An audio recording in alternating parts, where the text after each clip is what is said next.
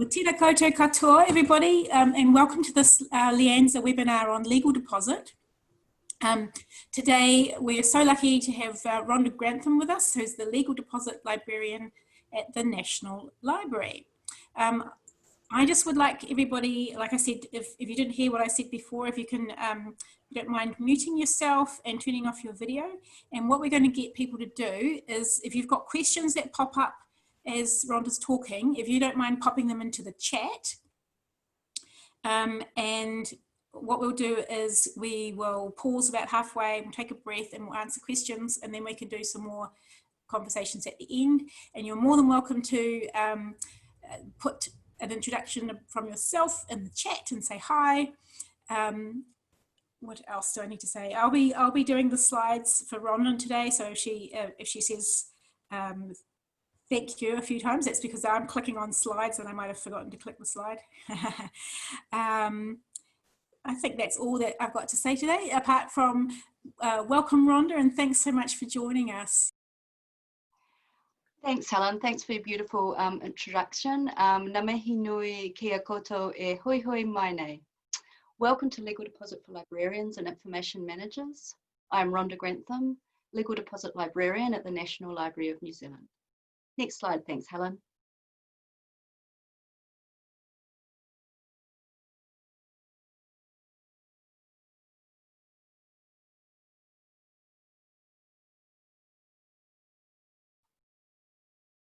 Helen, if you turn my next slide.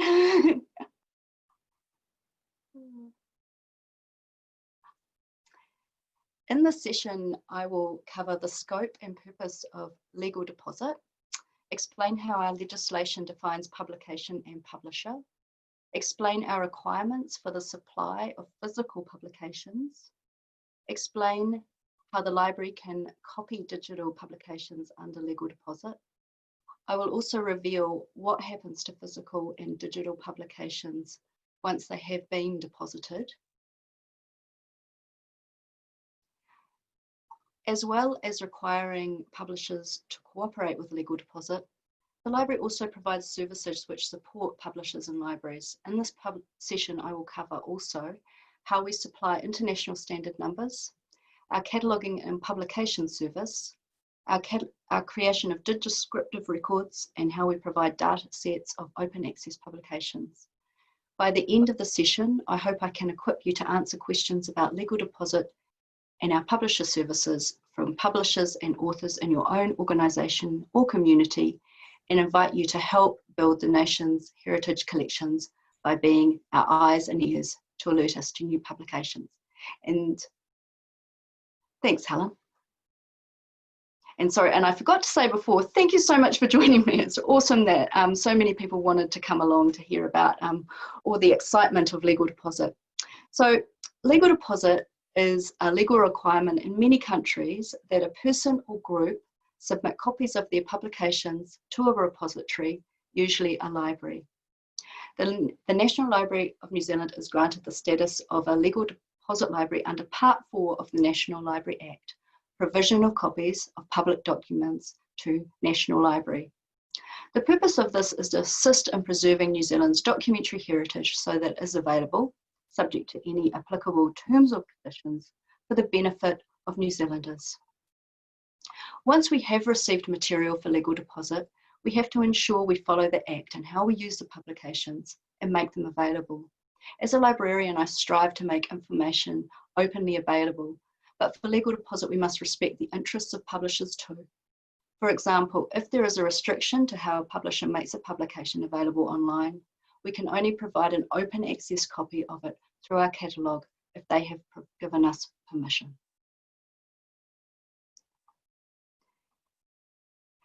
The National Library has been entrusted by government to carry out the functions involved in the legal deposit process. Our legislation supports these functions. We have long collected books and periodicals for legal deposit, but the 2003 Act extended significantly the scope of our collecting, enabling us to collect publications from the internet and offline electronic publications, including audiovisual material. The Act also sets out the access we can provide to digital material. Compared to other countries, our Act is broad in the scope of publications we collect and generous in the access we can provide to our archived copies of open access publications collected from the internet. Many countries still do not have legislation which covers electronic publications. The United Kingdom legislation covers the deposit of electronic publications, but they can only be transferred to the other 5 deposit libraries for the purpose of research. At that point, non-print material may only be viewed at a workstation on library premises controlled by the deposit library, and the deposit library may only display copies to 1 user at a time. Publishers in the UK can also embargo material if they can prove that allowing access would likely to unreasonably prejudice their legitimate interests. The initial embargo is 3 years, and they can request another if they can still demonstrate prejudice. Here in New Zealand, our Act sets out the legal deposit function, but there are instruments which set out the details of the types of publications we are empowered to collect are these 3 notices. They are the National Library Requirement Books and Periodicals Notice, the National Library Requirement Electronic Documents Notice, and as well as enabling us to collect electronic publications, the notice enables us to collect electronic documents that are being made available on physical media. So this includes magnetic media, so audio cassettes or video tapes, optical media, so DVDs and CDs, or storage or electronic storage devices such as USB sticks. And finally, our final piece of legislation is the National Library Requirement Phonographic Documents Notice. We found that music publishers are continuing to make their music available on vinyl, and an assessment of the Books and Periodicals Notice and the Electronic Documents Notice raised some doubt that the mechanical method of etching grooves onto a disc was not covered in either. We needed to issue a notice which clarified that these publications are in scope for legal deposit.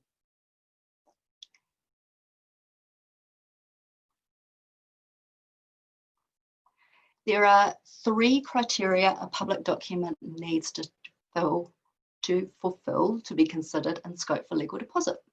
So 1 or more copies, whether or not there is any restriction on members of the public acquiring or accessing the document, are issued to the public, available to the public on request, or available to the public on the internet.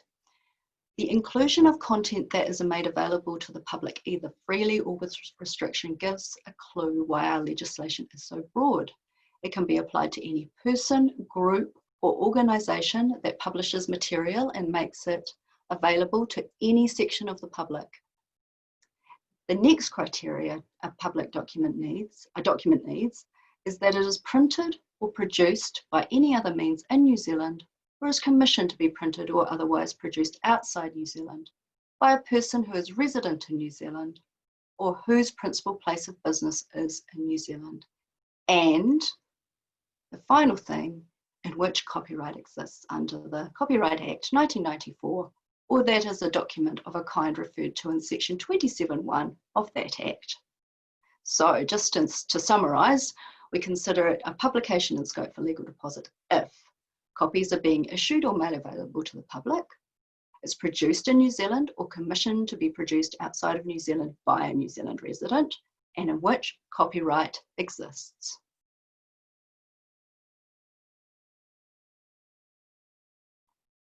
Some material is not covered by legal deposit. So these are publications distributed only to immediate family, public records within Section 4 of the Public Records Act, except public records that are being made available to the public. So except public records that are being made available to the public. And we have to bear in mind that this legislation was drafted at the end of the 1990s, and the publishing landscape was considerably different then. Now, many more public records are being made publicly available on government and local government websites, so this exclusion is not as simple as it once was to apply. Material not covered by legal deposit are reprinted or reissued publications identical to material already supplied under legal deposit, One thing to note is if a different publisher picks up the right to publish a work that has already been supplied, this is not considered a reprint, but a new publication, and the publisher is required to supply copies. The Books and Periodicals Notice also lists some publications publishers do not need to supply. They include in-house materials such as training manuals or meetings of minutes, press releases, catalogues, and advertising material. So who is a publisher?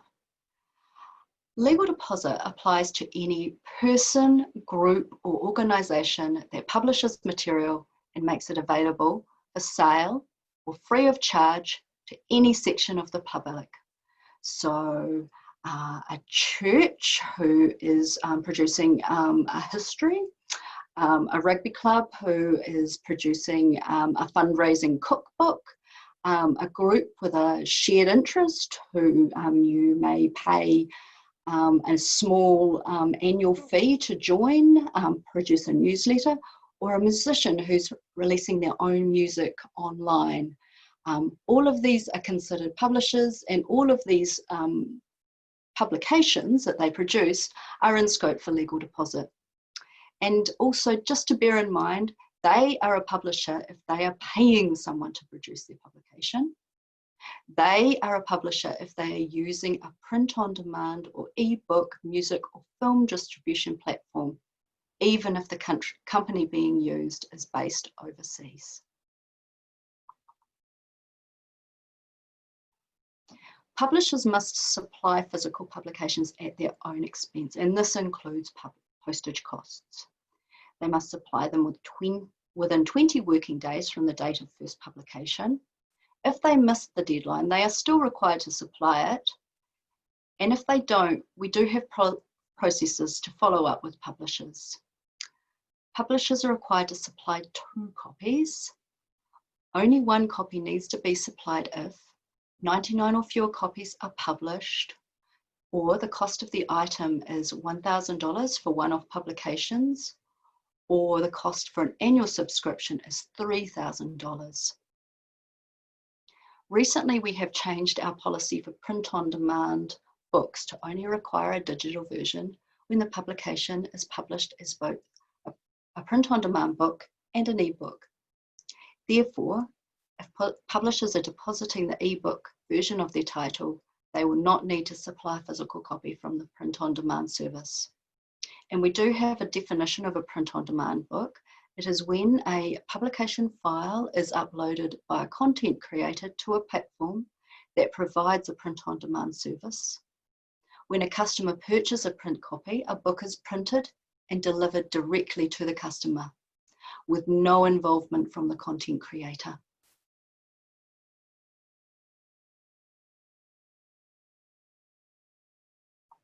In the electronic documents notice, it says that the National Librarian is authorised to copy any internet document. This enables us to copy any publication in scope for legal deposit off the internet. For some digital publications, we require assistance from the publisher to obtain copies.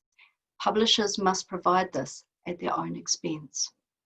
There is a vast amount of material published online that is in scope for legal deposit, and we use publishers' own services to alert us to new publications. Some publishers don't have ways to alert the public to their publications. In these cases, we establish relationships with them so we can collect their publications. Sometimes publishers do not have the final published version of their publication. Example of this is when publishers are publishing via Kindle. They often gift us their publication or provide the .kpf source file, which cannot be read by any reader software. Neither of these methods provide a copy, which is suitable for archiving. In these cases, we ask for them to supply a digital copy in whatever format they have available. This could be a manuscript file. One of the most interesting parts of my job is learning about new publication formats. If publishers are making their publications available in these, we want to start a conversation with them to ensure we develop our capacity to collect them.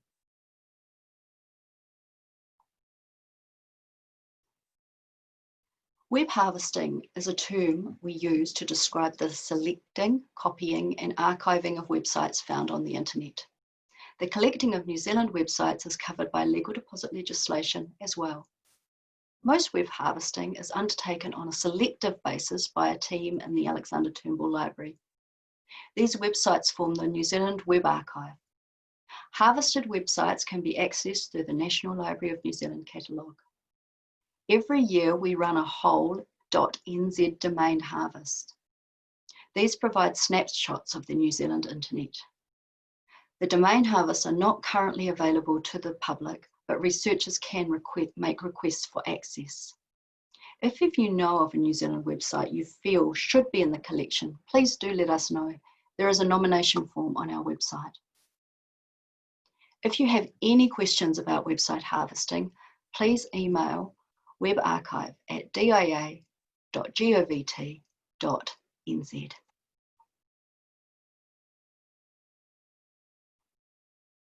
So how can we use the publications deposited? A section of the Act sets out how we can use and provide access to deposited publications. We can use the deposited documents in order to fulfill our purpose of preserving and storing them.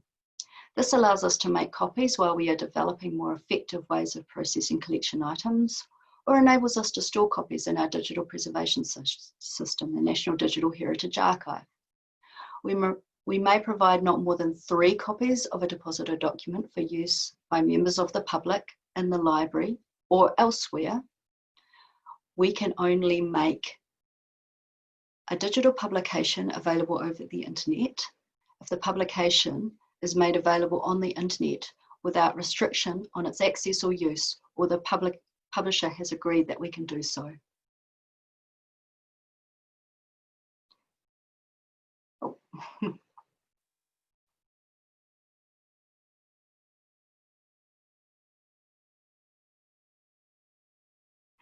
So what happens to the publications supplied for legal deposit?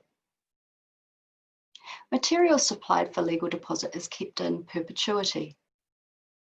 If later versions are produced, previous versions are not removed from the collection. We collect each edition and update of physical and electronic publications to provide continuity to our collections. This lets researchers trace the development of works and changes to the context in which they were created.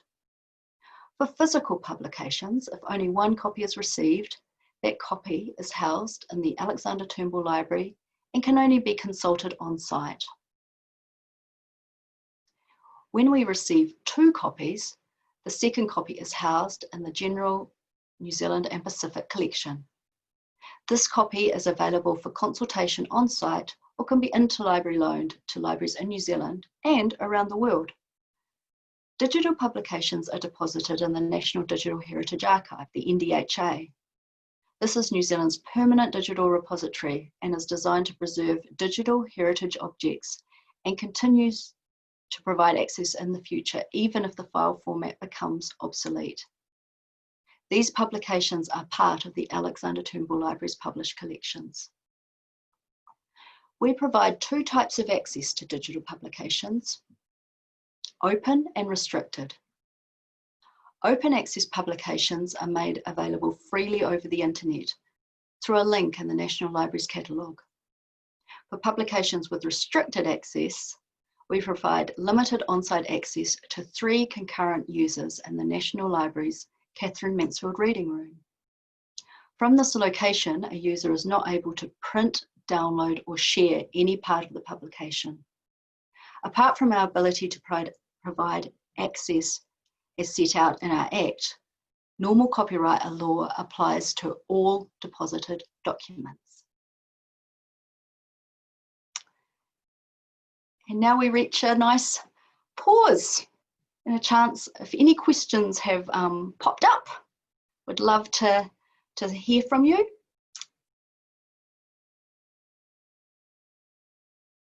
And yeah. Sorry, that all that issues with the slides was me mucking around, everybody. If anyone has any questions, do you want to pop them in the chat now? And we can have a chance at answering any of those. It's quite a chunky webinar, so you might be happy to hear that we're recording the session and we'll be uploading it to the LIANZA YouTube channel as soon as I can do that, and then you'll be able to rewatch it at your leisure. So there is a question here, and it is, I have heard that 4 copies were required. Is this fake news? Yes. Yes, only 2 copies are required. It used to be 3 copies, but now it's only 2 physical copies. Here's another question from Flora Feltham. Rhonda, Yep. I'm super keen to hear you talk about how you keep up with new publishing formats, because that's not something you can set a Google News alert for. Very true. Yeah, well, we just have to keep an eye out and see what we're reflecting and responding to what publishers are doing, so we've got to be mindful of that. So that's probably how we keep up, is by watching what the publishing trends that are out there. Anna Dempsey asks, I've come across digital publications available on National Library website with link rot when selected. Who do we contact if this happens? So that is something that isn't in the scope of our team's work. I would contact the NZNB, the national, the link for the people that arrange the descriptive work. But I will get the full details about that and get back to you, because I have a feeling that in certain situations we don't update certain links. So yeah, I might just get your name and we'll talk offline about that one.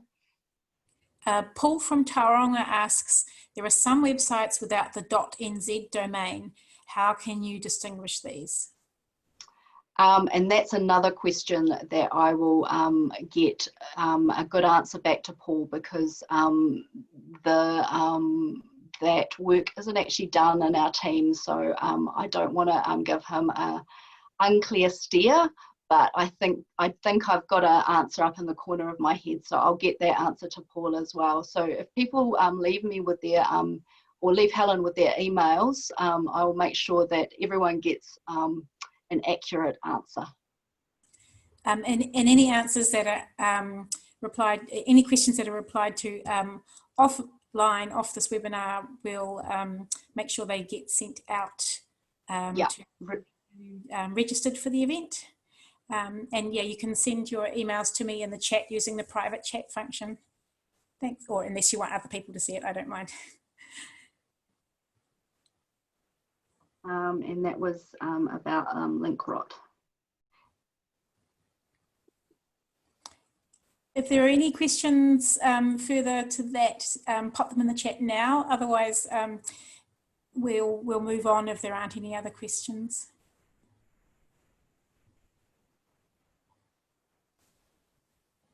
That would be great. And thank you everyone for your patience. That first bit's a bit chunky. So hopefully you'll enjoy the wonderful world of international standard numbers that's upcoming.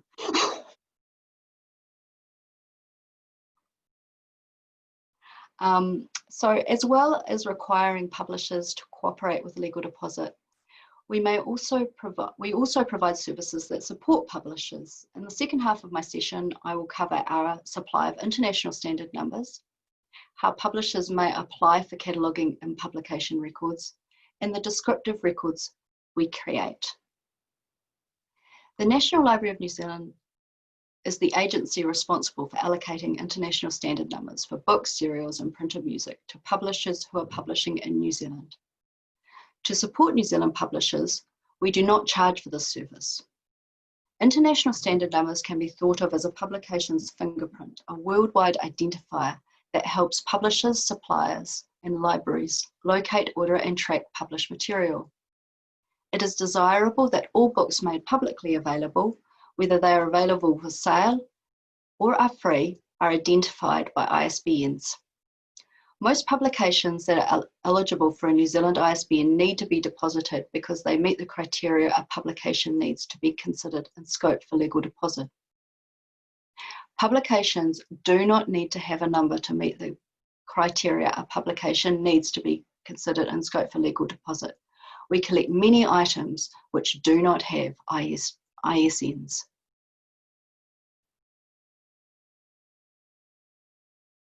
Thanks, Helen. Oh, she's done it. ISNs are allocated to a publisher, not publications, and only publishers should apply for them.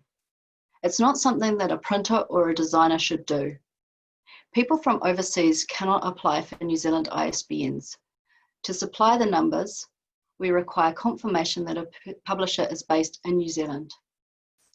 People sometimes request numbers for things they are not intending to make available.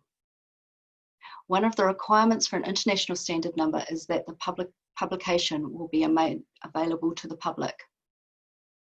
We issue international standard book numbers, ISBNs, a 13-digit unique identifier assigned to books and other print, electronic, or multimedia publications. Some ineligible products include advertising, websites, games, art prints, and stationery. We issue international standard serial numbers, ISSNs, which is a 8-digit unique identifier assigned to magazines, newspapers, journals, and monograph and series titles. And finally, we issue international standard music number, ISMNs, a unique identifier number applied to printed music such as a score or a part. So how do we issue ISBNs? The number identifies a title, edition, and format of a book, and each of these variations receives its own ISBNs. So I've just established a new publishing company called Bubble Inc. And I'm gonna start, my first publication is going to be a hardcover and a soft cover I plan to produce. So those two formats will require two different ISBNs. My next publication I'm going to produce is a paperback and a PDF. So I'm going to dip my toe in digital publishing. So I will again get two different ISBNs. My third publication, I'm just not going to involve trees at all. I'm going purely digital. So I'm going to do an iBook and I'm going to do a PDF. So again, I'm going to have two ISBNs.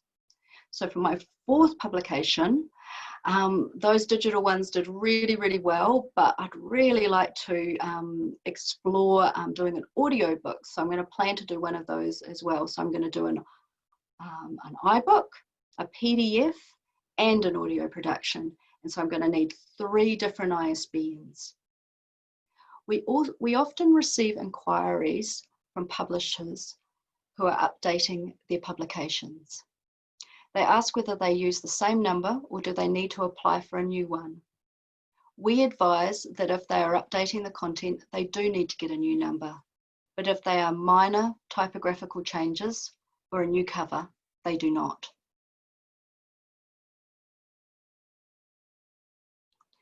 Small or self-publishers receive individual numbers for the blocks. When we issue one-off numbers, we create a brief pre-publication records in the National Library of New Zealand Catalogue. Larger publishers can receive blocks of numbers and assign them themselves. Once a number has been issued to a title, that's it. The publisher, ISBN, and title are inextricably linked. If a publisher decides not to publish, we ask that they advise us so we can update our ISBN database record for the publication. A publisher can't decide not to publish one title and transfer the ISBN to a different title. Or consider the situation where my aunt has a publishing company and offers me one of her ISBNs for a book I want to self-publish. I can't use this ISBN. The ISBN is the property of my aunt's company, and it can't be transferred to a friend or relative.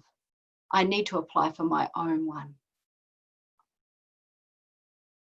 Every year, the ISBN agency for New Zealand is responsible for reporting to the international agency, publisher names, ISBNs, and titles.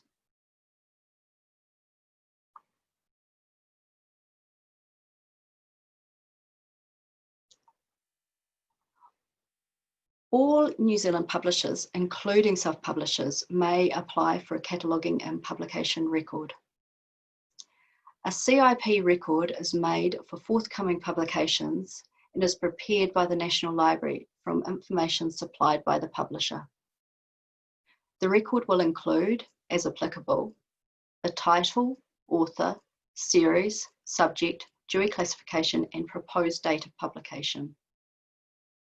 The library adds the record to the National Library Catalogue and Publications New Zealand, where it can alert libraries and booksellers to the publication's forthcoming release.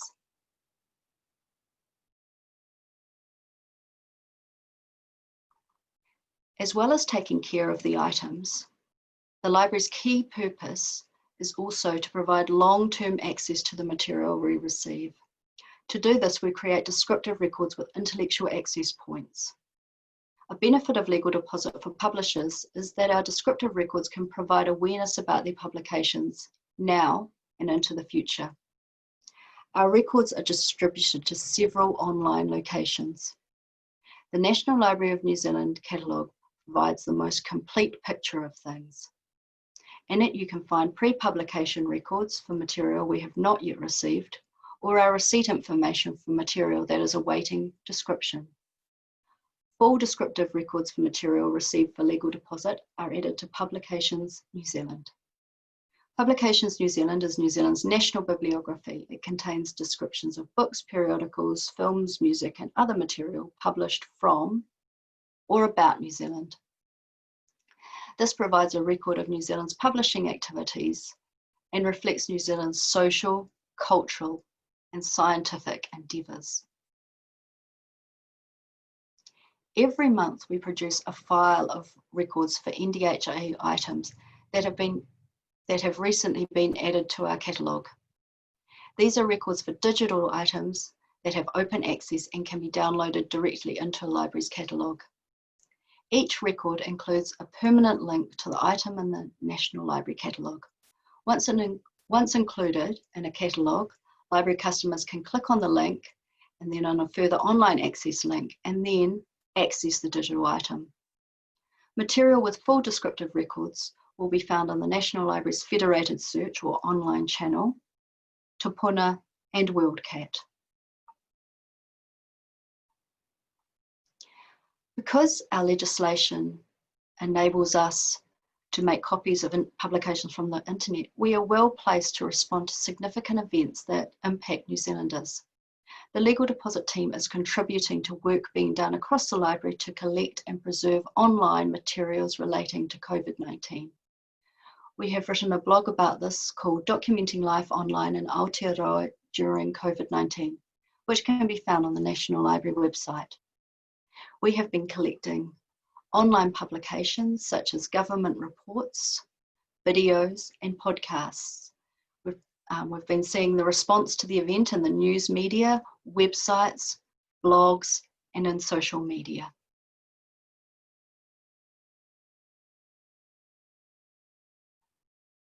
We received quite a few questions about publishing, for example, how to obtain barcodes, copyright, and what digital publication format should I publish in?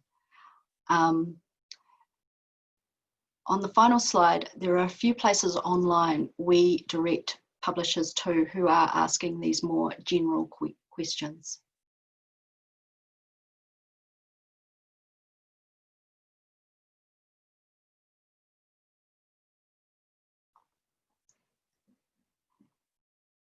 If you have any further questions about legal deposit or any of the other services, we would love to hear from you.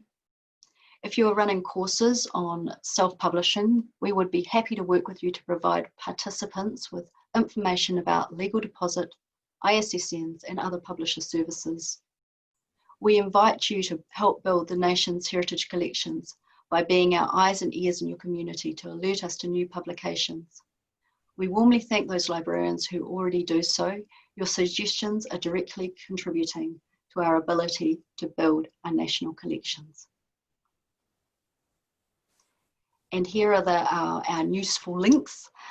So the top few are our own specific information about legal deposits. So what international standard numbers are, and cataloguing and publication service, and how to apply for them. There's the Global Register of Publishers, which is a way publishers can be found by potential customers. The Intellectual Property Office provides advice about copyright, and the New Zealand Society of Authors has lots of advice, especially for those self-publishing. And of course, the body which supports New Zealand publishers, the Publishers Association of New Zealand. And that's the end of my talk. And we've got quite a bit of time for questions, but I guess we don't have to fill the entire time up. But yeah, I'd be really, really happy to hear anything else that anyone wants to know about our publishing services or legal deposit. Thanks, Thank you. I learned quite a lot during that, even though I've worked in publishing. I just want to say that we'll put the URLs in the description of the YouTube video on the LIANZA YouTube channel, and we can also send them out to registered participants. I have got a question I can read out. It's from Donna Coventry, and she says, some academic publications now use a rolling or continuous publication model where articles are added to a volume, which no issue, one by one over the course of the year, for example. Does this cause much of a challenge for you in regards to legal deposits? It's a challenge in that it's something new, but our role is to reflect the unit of publication, you know, how a publisher is choosing to make their works available. So we just have to try and build processes that reflect that, and learn from publishers how they're planning to make their work available. So we want to try and reflect these publishing models as best we can. It seems to be really important to have an ongoing conversation with publishers. Yeah, understand why they're doing it, but yeah, and we're always developing our technical tools and becoming more flexible in how we want to work with publications. Kim Gutschlag kindly put in the email address for anyone who finds broken links in the National Library Catalogue. She's popped that in the chat, and I can also put that in the video descriptor. Another, Amy Joseph says, just to clarify, the links in the catalogue record that might suffer link rot to the live version from the publisher online. If you have problems accessing our archived version, you can contact us to troubleshoot. So that's good clarification. Yeah, no, those are fairly knowledgeable people, so I trust what they had to say. So that's great. Thank you, guys. Zoe Neumann asks, can you explain when a publisher might need the CIP? They probably would need the CIP if they want to sort of generate sales prior to publication. So our most common users of CIP are larger publishers, like maybe a Scholastic or something like that. So they're wanting to just have a way that customers know about their forthcoming works in order to generate some sales. If that answers your question. I'm not sure if it does. Zoe says, can you, oh, no, sorry, I've just, here we go.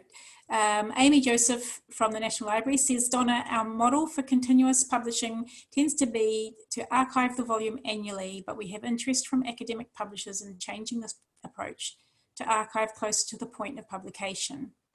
And if that's of interest to you, happy to chat further. Thank you, Amy.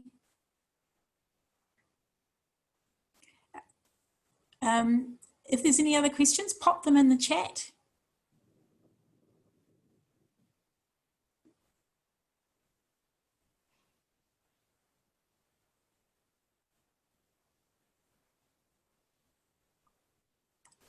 Well, we by no means have to stand here looking at the screen for the next 15 minutes, so I'm just going to give you a minute or two for any last questions, a chance to pop them in the chat, and we'll let Rhonda have a glass of water.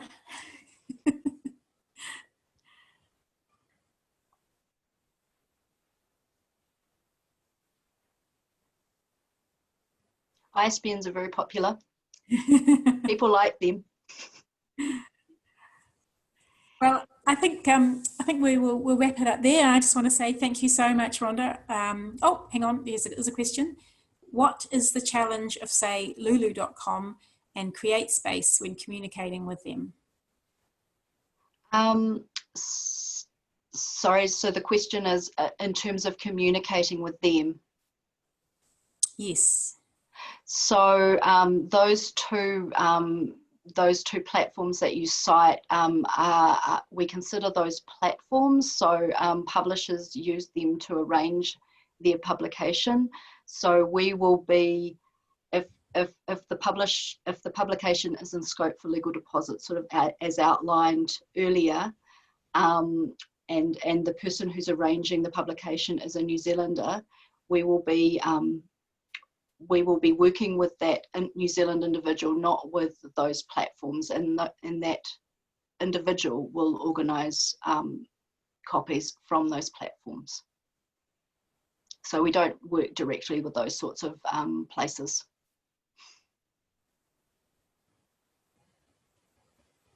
And Paul from Tauranga says, thank you very much. Well, I think on that note, I just want to say thank you on behalf of everybody here today and everyone who's going to be watching the recorded session.